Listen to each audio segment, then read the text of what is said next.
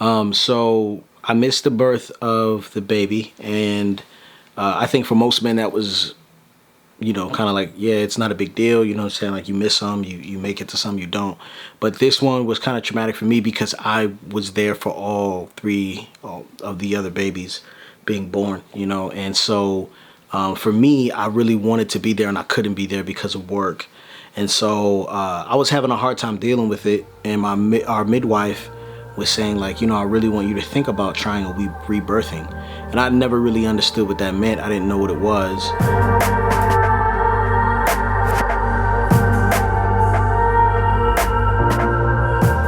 But she just said, get in the birthing pool and like just be with the baby, hold the baby, like talk to the baby. You know what I'm saying? And I was like, okay. But she was like, prescribed that, because I was like, I don't think I'm doing well, And so Yvette and I just got into the pool and did our rebirthing experience.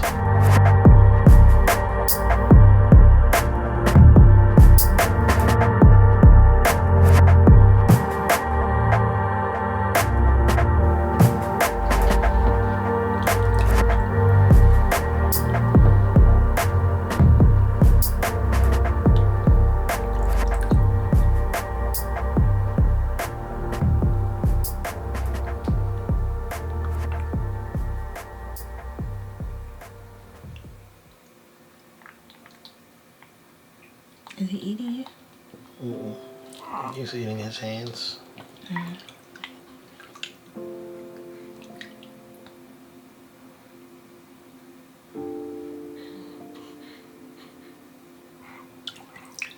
Oh, baby did poop.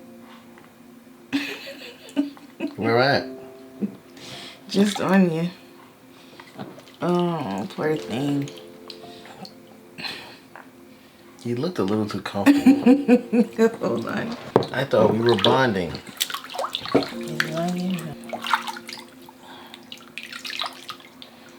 This is good for me. Is it good for you? Mm-hmm. I feel like you guys are getting a lot of skin to skin. Yeah, this is good for me. I feel like I was telling Theo, because he was like, I didn't tell you. He was like, why do you get to be in the water with the baby and we don't? I was like, because I missed the birth. He was like, we missed the birth too. I was like, yeah, but you guys weren't like hurt by it. You know what I'm saying? He was like, yeah, but because you cried. And I was like, yeah. He was like, well, because you cried, that doesn't mean you were hurt. I was like, yes, it does. And then I was like, but I just need to experience like him. I was there for your birth.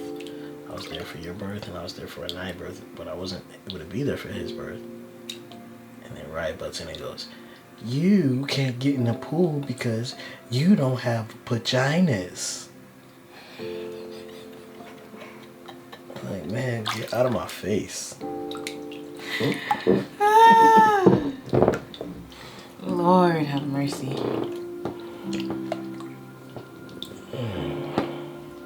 This doesn't do anything for you?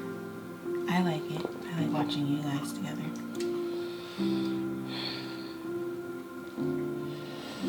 Oh, my boy. Look at the curls. It looks very, very much like Theo's hair. To me. Do you think he looks like baby Theo? Because I don't. I don't either. I guess a little bit. I really wish we could have home birthed every kid. I know.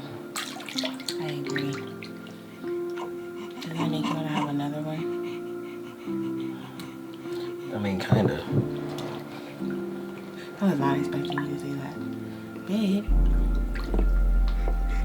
I mean, it kind of makes me want to have another one, but at the same time, I have to stick to my guns. Yeah, I agree. One of us does. Yeah. Because, like, as much as, like, I love these, and then each... They get older. Iteration. It's not that they get older, it's just that there are only so many seats in a minivan. You know what I'm saying? Mm-hmm. There are only so many...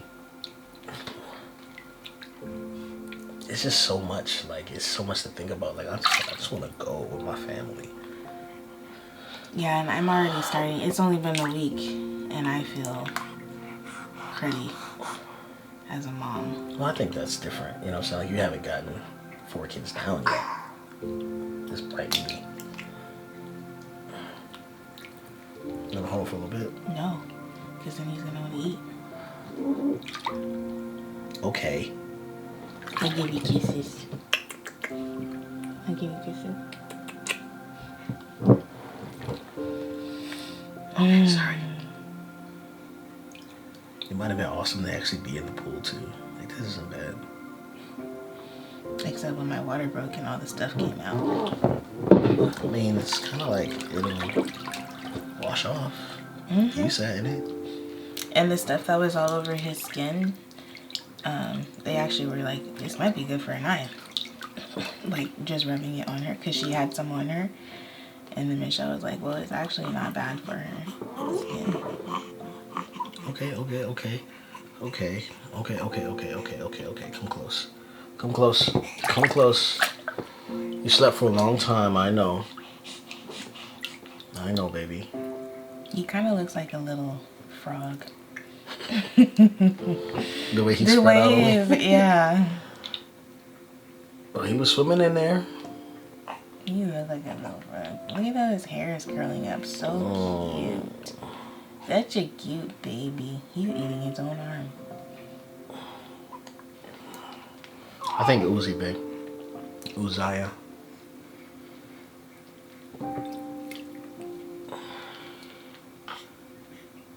God is my strength. He establishes time. Right? What a beautiful name. I'm gonna tell mommy what you think.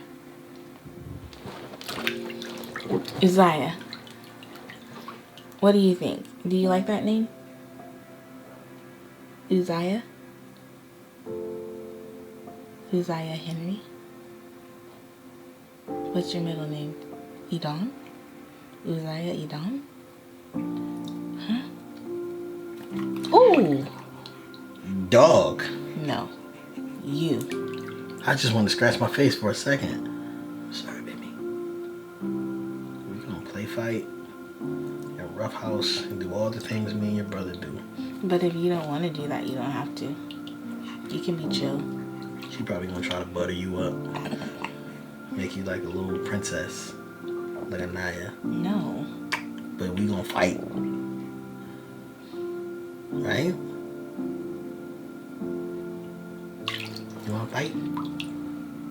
Play fight. Run around. I wonder if he's gonna be more like rambunctious like Uriah or a little bit more cautious like Theo. Too soon to tell. I think for me, you know, rebirthing is usually for mothers who are having trouble breastfeeding or healing or something like that. And so it's like it's a better way to deal with postpartum. It's like a connection kind of ceremony. And so it's not common that fathers do this, but I feel like it was perfect for me because I'm a very attached dad. I'm very involved. I'm very hands-on. And so for us to kind of go through this experience where I just get to just look in his eyes and just welcome him, you know, and just be there and be emotionally and physically available. Because as soon as I got back home, I just went right back to work. And for me, it was kind of like another letdown. You know what I mean? Where it's kind of like, I got to do what I got to do. But to have this moment just to pause, it was very therapeutic for me. And I just feel very honored that Yvette would take the time to do that, and that, you know, the baby and I could have this experience. Honestly, that morning when I woke up and I was experiencing contractions, I just knew it wasn't contractions. There was a lot surrounding the gig that Glenn had agreed to do. When we agreed for him, when we decided that he could do that contract, we had expected the baby to be here by then. So that was kind of like the thing about that. So when the baby hadn't come and it was time for him to go, it was kind of like, okay, he's gonna go, but the baby's not gonna come until after. Like, we just kind of knew that that was like the thing where the baby was just not gonna come. So that morning when I woke up and it was at the actual day of the shooting, I was like, oh shoot, this isn't it, because the Lord knows how much we need Glenn to, go through with this, and just the provision that would be made as a result of him being able to do that. So that morning I didn't think it was the real thing. But then as time progressed and I realized, oh, this is the real thing, then I was like, oh, okay. I don't know why this is happening, but it's happening. And so during the labor, and when I finally called Glenn and told him, I was thinking, well, you probably have time because, labor takes time. And I think during the actual birthing experience, I was trying to hold the baby in as long as possible, thinking, okay, he can do what he has to do, and then he can just zip up the freeway or down the freeway in order to get home in time to catch the baby. But then I realized time wasn't progressing that way where he was, and so I just couldn't hold it in anymore.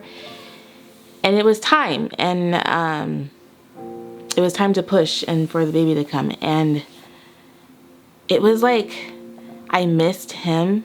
I missed him being there. It was definitely something that I wish he was there for. But at the same time, I feel like the Lord was here too. I feel like the presence of the Lord was felt immensely. I didn't feel abandoned or anything like that. I felt well taken care of. But I do know that it was probably I'm very much so aware that it was something that Glenn is having a hard time with, or had a hard time with. So I don't know. I feel like I'm about to cry. I don't want to cry. Hold on.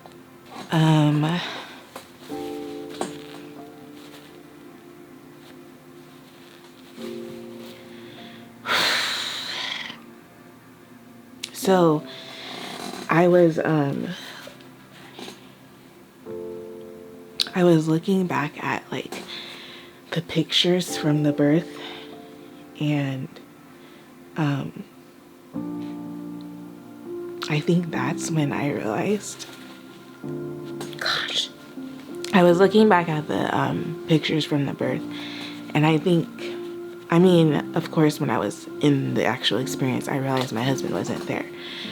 But when I was looking at the pictures, I really realized, I felt his absence then the most for some reason. And I think that's because, I don't know, hold on.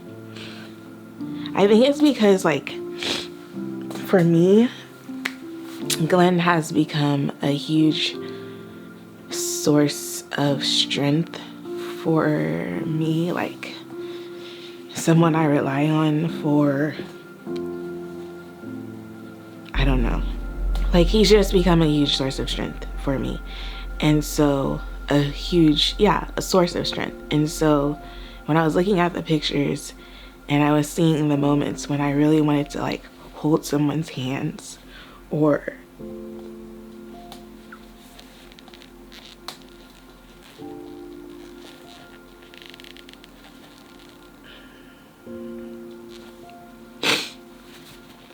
I wanted someone to tell me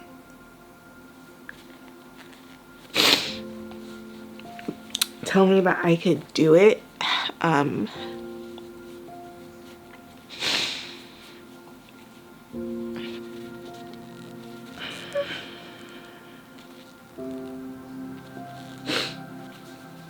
His hands or his voice would have been the ones that I wanted there.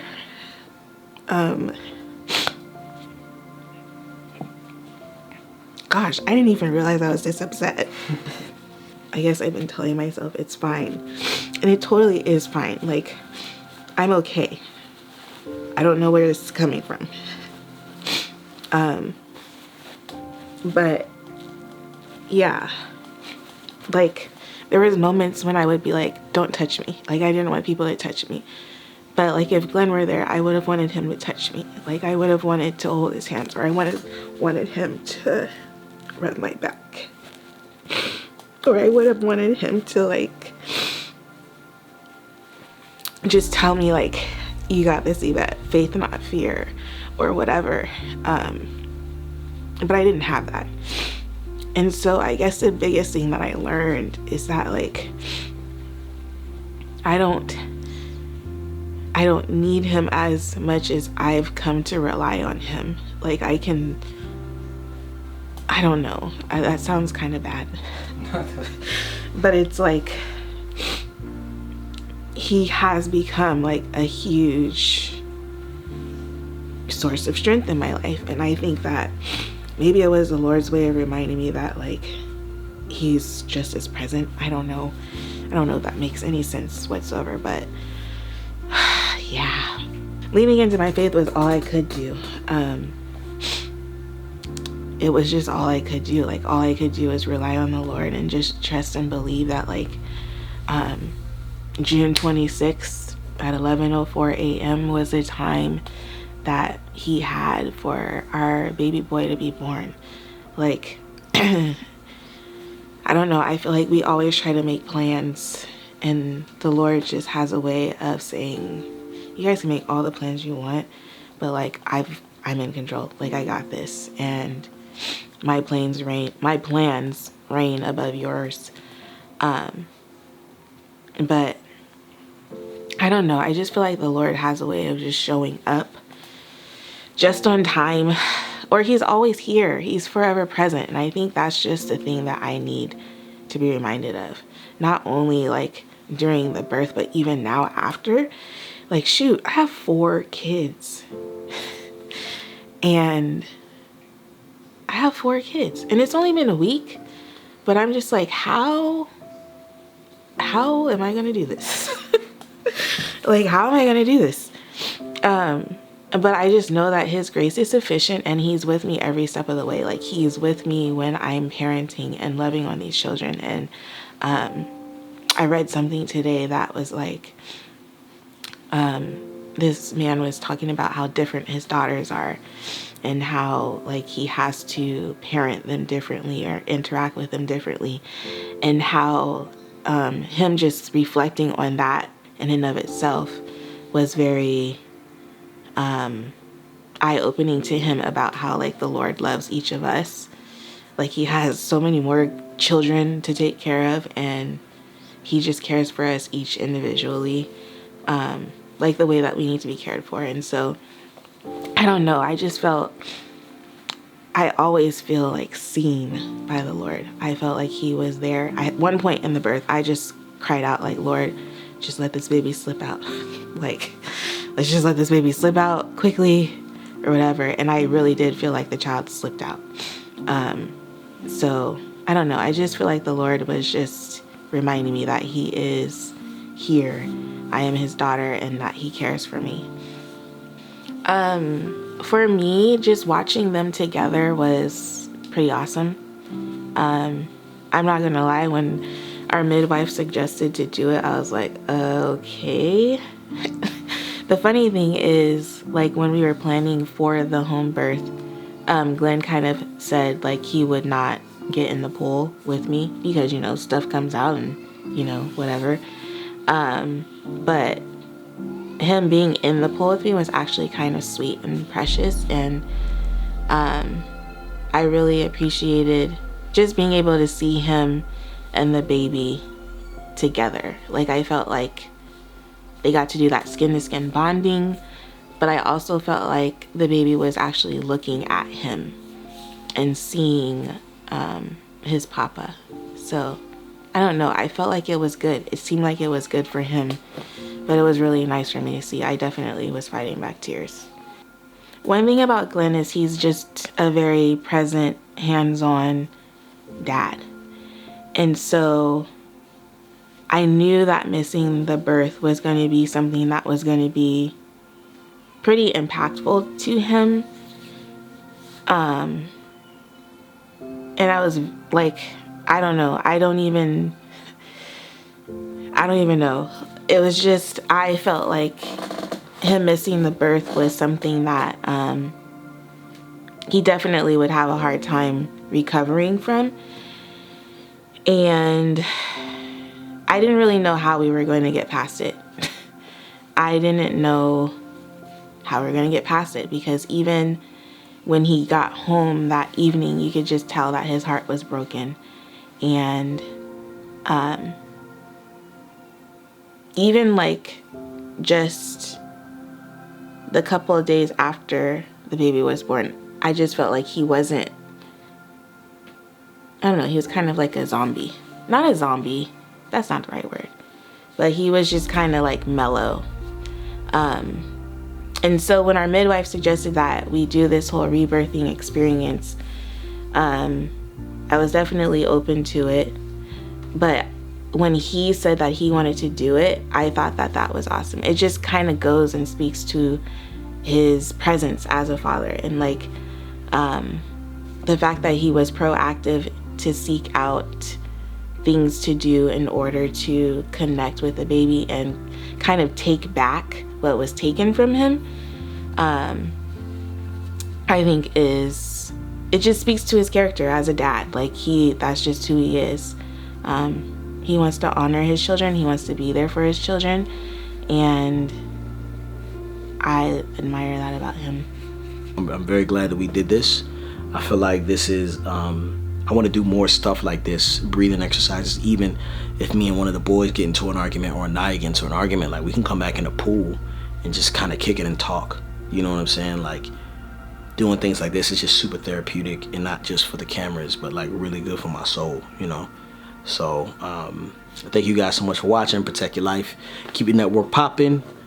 If you're a Patreon supporter, and you are, I just want to thank you so much for, you know, everything you do and support what we do. But yeah, this has been a Patreon exclusive. See you guys next time. Peace.